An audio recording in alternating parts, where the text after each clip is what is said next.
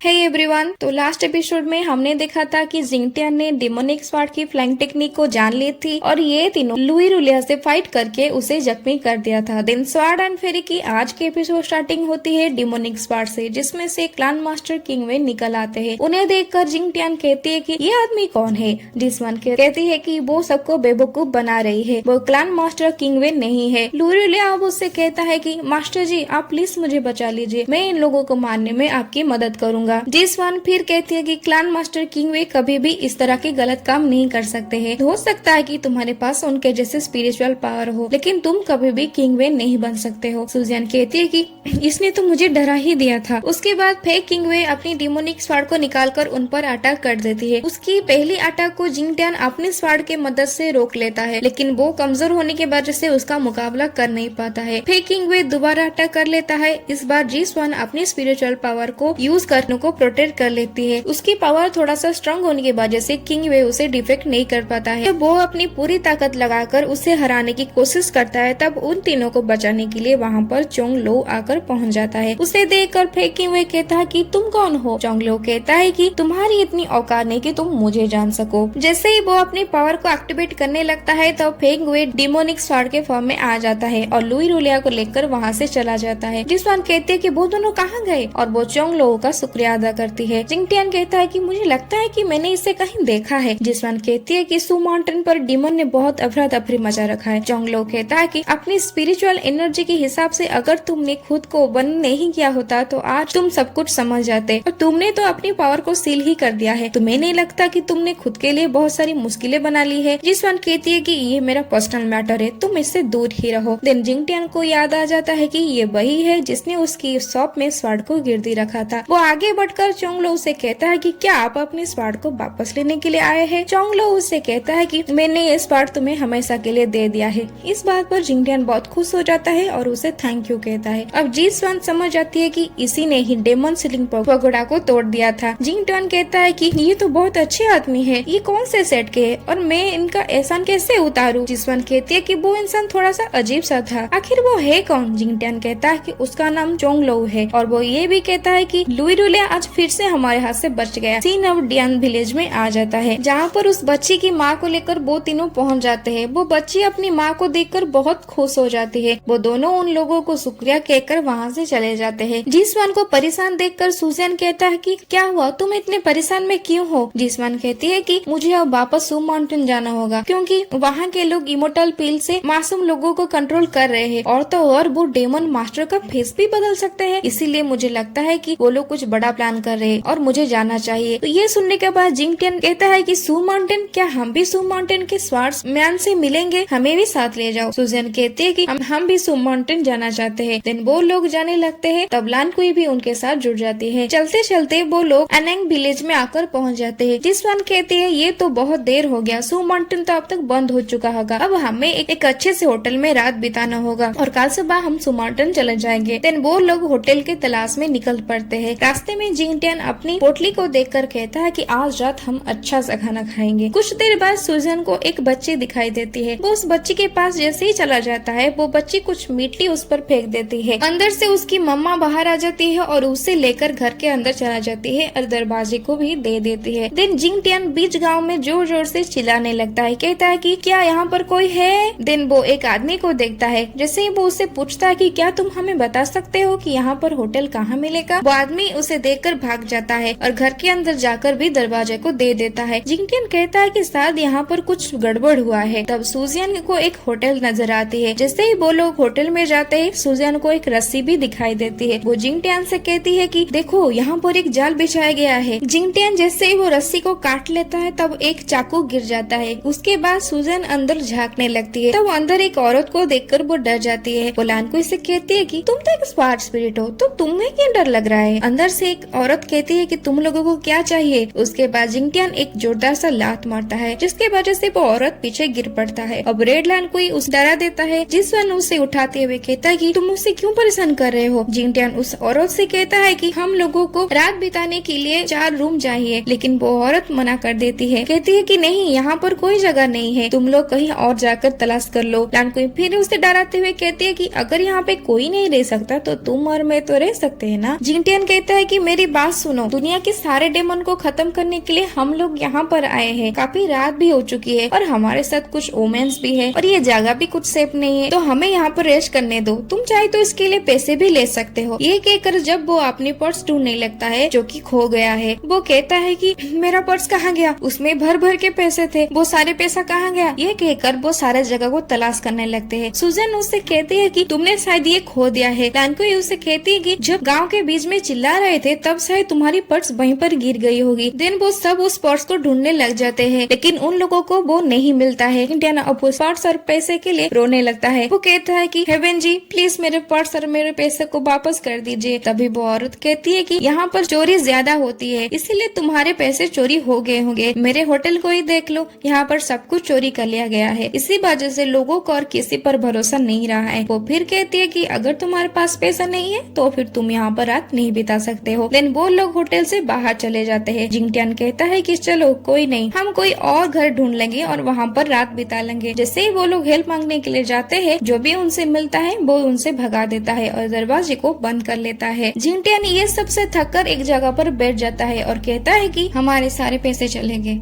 और ये गांव, इस गांव के लोग हमें चोर समझ के मदद भी नहीं कर रहे। अब हम क्या करेंगे, कहाँ जाएंगे और कहाँ पर हम अपनी रात बिताएंगे। इतने में ही वहाँ पर एक लड़की आ जाती है जिसका नाम वान यूजी होता है। वो कहती है कि मेरा घर यहीं पास में है, अगर आप लोग चाहे तो मेरे साथ जा सकते हैं, मैं आपको रूम दूंगी ताकि आप रात बिता सके। देन वो लोग कुछ ना सोच के ही उसके पीछे चल पड़ते हैं, लेकिन जी स्वान को कुछ अजीब तरह सा महसूस होती है। रात में जब वो सब उसी के घर में पहुँच जाते हैं तब सबको वो जगह अच्छी और खूबसूरत लगती है। देन वो वान जी कहती है कि अंदर जाओ, अंदर 2 ही रूम है, जाकर वहाँ रेस्ट कर लो, मैं तुम लोगों के लिए कुछ खाने को लेके आती हूँ। उसके जाने के बाद जिंगटियन और सुजन अंदर जाने लगते हैं और लानकुई स्वाड के अंदर, लेकिन सुजन बाहर ही रहकर उस जगह की थोड़ी सी तलाशी लेती है। सुजन कहती है कि यहाँ पर तो 2 ही रूम है, हम कैसे एडजस्ट करेंगे। और लानकुई कहाँ गया। स्वाड के अंदर रहकर लानकुई कहते कि मैं तो स्वाड के अंदर ही रेस्ट करूंगी। जिंगटियन कहता है कि अच्छा ये तो अच्छी बात हुआ, तुम और जी स्वान उस कमरे में रह लेना और मैं इस कमरे में सो जाऊंगी। तब वहाँ पर राइस केक लेकर वान यूजी आकर पहुँच जाती है। यह देखकर दोनों खुश हो जाते हैं। उस केक को खाकर जिंगटियन कहता है कि बहुत ही डिलीशियस है। वान यूजी कहती है कि ये मैंने खुद बनाया है, अब मुझे जाना होगा क्योंकि मेरे हस्बैंड बीमार है, उनके ख्याल रखने के लिए मुझे जाना चाहिए।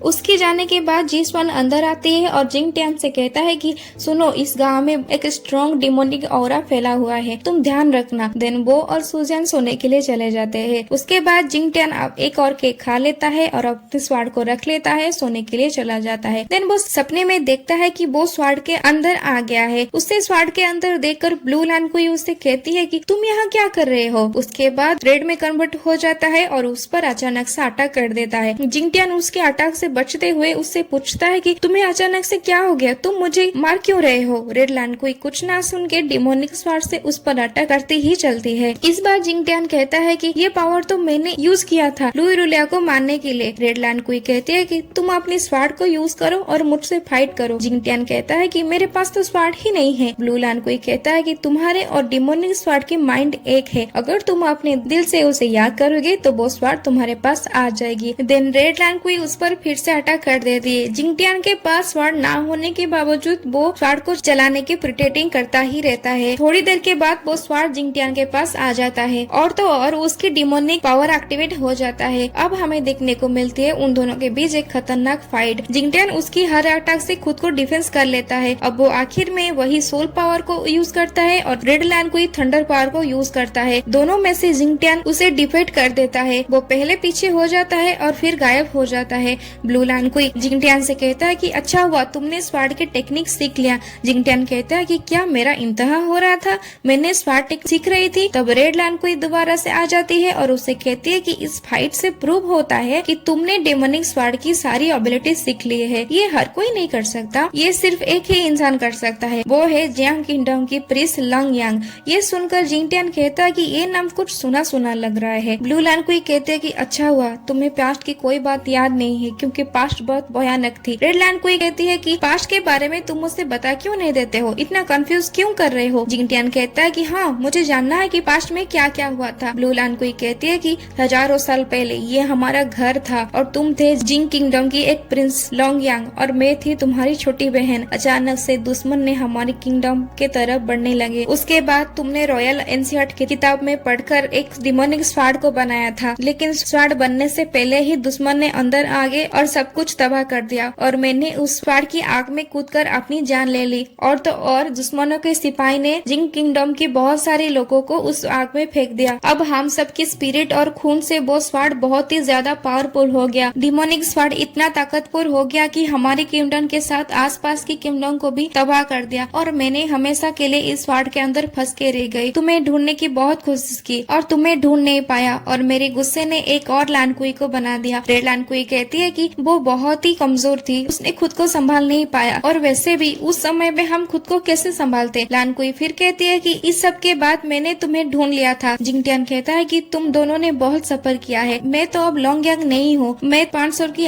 वार्कर जिंगटियान हूँ। मैं चाहे जो भी हूँ लेकिन मैं अब से तुम दोनों की प्रोटेक्ट करूंगी। रेड लैंड क्वीन कहती है कि तुमने अभी तक डेमन स्वॉर्ड की 5 टेक्निक ही सीखी और तुम कह रहे हो कि तुम हमारी प्रोटेक्ट करोगे। जिंगटियान कहता है कि मैंने सिर्फ 5 टेक्निक सीखा है, क्या तुम मुझे और टेक्निक सिखा सकते हो? अब मैं ध्यान से सब कुछ सीख लूंगा। देन रेड लैंड क्वीन उसे स्वॉर्ड टेक्निक सिखाना स्टार्ट कर देती है। वो उसे wind, thunder, water, fire and earth हर तरह की स्पिरिचुअल टेक्निक को सिखा देती है। अब सीन फिर से वान यूजिप के घर पे आ जाता। सुजियान जिंगटियान को जगाता है, उसकी नींद टूट जाती है और वो सुजियान से कहता है कि तुम यहाँ पे क्या कर रहे हो। सुजियान कहती है कि तुम मुझे पूछ रहे हो कि मैं यहाँ पे क्या कर रहे हो? तुमने तो आधी रात को इतनी अचानक से चिल्लाना शुरू कर दिया, मुझे लगा कि कुछ हो गया है, इसीलिए मैं यहाँ पर आई हूँ चेक करने के लिए। जिंगटियान कहता है कि तो ये एक ड्रीम नहीं था। तब कुछ आवाज बाहर से आने लगती है, वो दोनों हैरान हो जाते हैं और सुजान कहती है कि ये कैसी आवाज थी और वो कहती है कि जिसवान ने जैसा कहा था क्या सच में इस गाँव में डिमन घूम रहे हैं। उसके बाद वो दोनों बाहर पता लगाने के लिए चले जाते हैं कि आवाज कहाँ से आया है। वो धीरे धीरे से वान जी की घर के तरफ बढ़ने लगते हैं। खिड़की से झांककर देखते हैं वान यूजी स्पिरिचुअल पावर से अपनी हस्बैंड के ट्रीटमेंट कर रही थी। ये देखकर जिंगटियान कहता है कि ये किस तरह का डेमोनिक आर्ट है। देन एवरीवन, इसी के साथ एंड होती है आज का एपिसोड। आगे की बेहतरीन एपिसोड्स देखने के लिए अभी एनिम टाइम 3516 को सब्सक्राइब। अगर आप प्रीवियस एपिसोड देखना चाहते हैं तो डिस्क्रिप्शन में लिंक है, चाहे तो चेक कर सकते हैं। Okay, thank you.